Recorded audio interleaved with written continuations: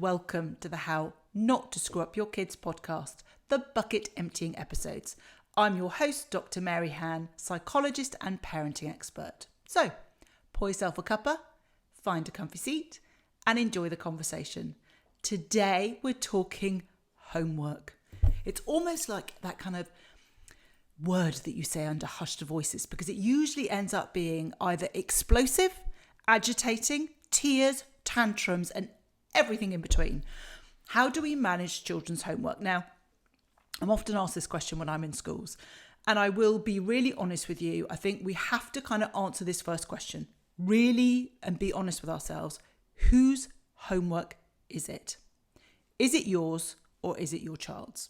And the reality is the homework that has been set by your child's teacher for your child to complete. And I genuinely believe, because it takes a village to raise a child, that if you are battling over homework day in, day out, that this is a conversation that you need to have with school. So it's like one of those sort of conversations. I'm not suggesting that conversation with school on its own is going to resolve the matter, but it is important that we keep the dialogue open with school. And that's not a conversation to say, I think you're setting too much homework, I don't think you're setting enough, it's too difficult.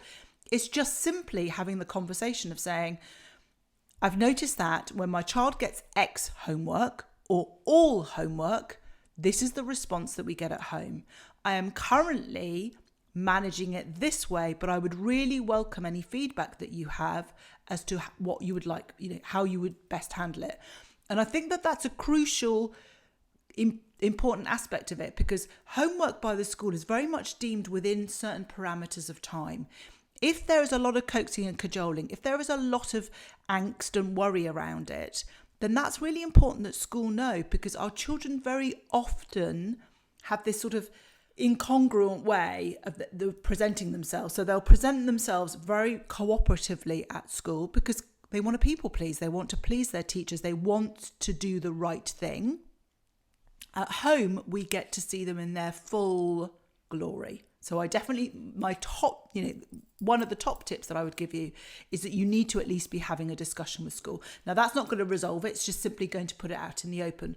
But what it might do is it might create a scenario whereby the teacher is then able to have a conversation with your child if that is something that is going to be helpful in terms of resolving the issues that you have. So that can be a really helpful thing. I think setting the framework and our mindset to recognise that actually this is something that has been set by their teacher for them. So we have to then remove our angst, our worry around our child's performance of it, because it's our child's homework. And if they're struggling with an aspect of a particular topic, it's not our job to fix that.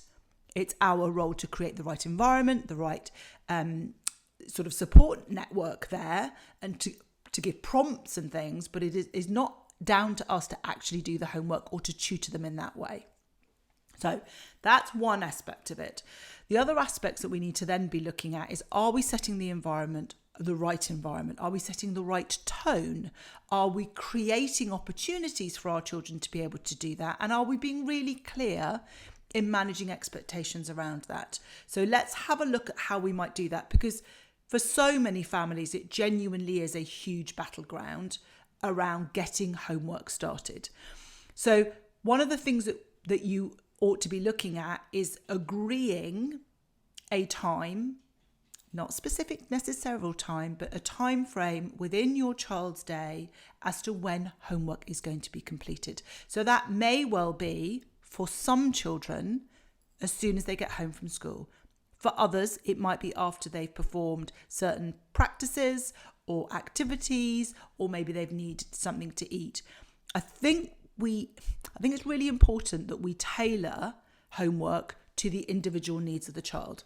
I say this because I have 2 children, and when I was navigating this particular terrain myself, I found that actually their needs were supremely different.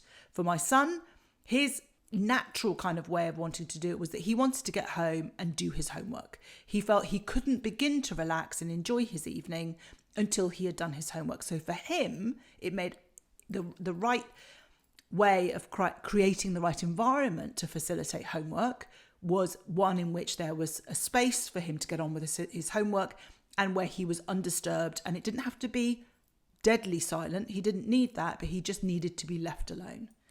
My daughter, on the other hand, was a complete opposite. She needed to decompress. He would come in, still in his uniform, and do his homework. He wouldn't, as far as he was concerned, he was still in his school day until that homework was done.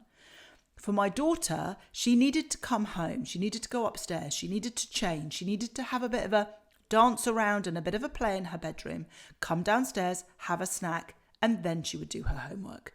And I think it's really important that we recognise these differences. We don't have to say, you must come home and you must do it immediately, or you must do it after this time.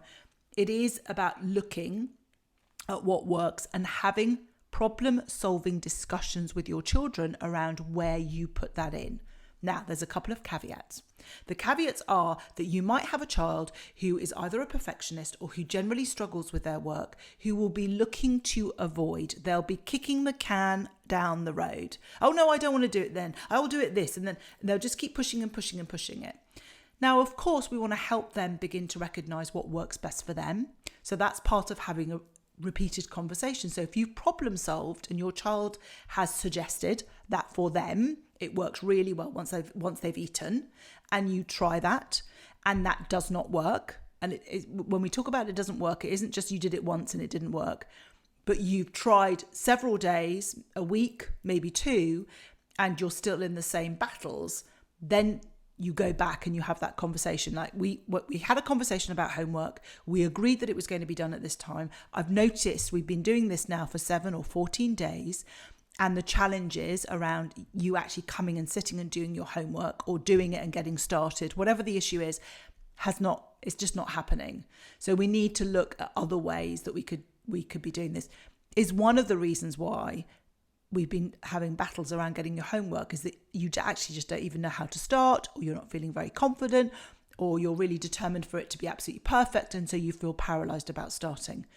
You know, our role is not necessarily to fix or to tell our children what happens, but it's about creating the right space, having those conversations, problem solving, helping them maybe consider some of the reasons why you're battling over the homework, and that is why it's being pushed down the road. So that's one of the kind of the important caveats that we need to have around those conversations around the timing of homework. The other thing to remember is that our children might have very busy work schedules around activities and other things that they do from school. So it's also really important to have an honest look at what their schedule looks like. So are you having battles with your child over homework? Because the reality is they're pushing back because they have no time to decompress. And that's the issue. In which case, then I think you have to sort of reflect on what their whole week looks like, because it is a balance. It's important that they get to do activities that they love and that really bring them joy, whilst also balancing time for that homework to happen. So it's about, is there an issue that you need to communicate to school so that they can also understand that there's battles? It's looking at individually for each child, what do they need from us to create the best environment for them to do, for them to actually do their homework. It's about remembering that it is their homework and not ours. So it's meant to be a reflection of their ability and their capabilities of taking a problem or a set of questions and working through them themselves. By all means, be there to help for them to bounce ideas around. But fundamentally, it is their work which needs to be done. And then the final thing that I would say around homework is that it's actually really crucial to encourage our children to see it in the perspective that it is intended. So this may well be if you've got a child who's a perfectionist, maybe you've got a child who really doesn't value, they're not particularly confident about their academic abilities. It's about contextualizing that piece of work is a piece of independent work that they have been asked to complete. And what it does is it's not an assessment, it's not a judgment, although it will obviously feel that way to some children, but simply an opportunity for their teacher to understand where they are at in their current learning on that particular topic. So if you have got a child who's really struggling with it, who is either paralysed about starting it because they think that they're rubbish or whatever that might be. It's helping them reframe what they've been asked to do from the perspective of, this is something I've been asked by my teacher, and what I'm doing in the process of doing this homework is providing them some feedback as to where I'm at with my learning and what extra help or support that I might need, what I've retained from the lesson, what I've understood, and what I still need some work around in order to understand the subject.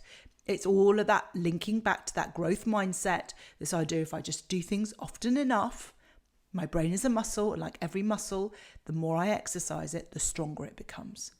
So I hope that's really helpful, because I know homework is such a massive, massive battleground. If you have got some specific questions around homework, then please do write in. It's contact@drmaryhan.com. And we could incorporate that into another episode. This episode was much more to give you some general feels about homework, to give you some things that you can get started with. But if you've got really specific questions, then do, by all means, send those in. As ever, if you have enjoyed this podcast, I would be eternally grateful if you could follow, rate and review this podcast so that others can find us and we can spread the love. So until next time.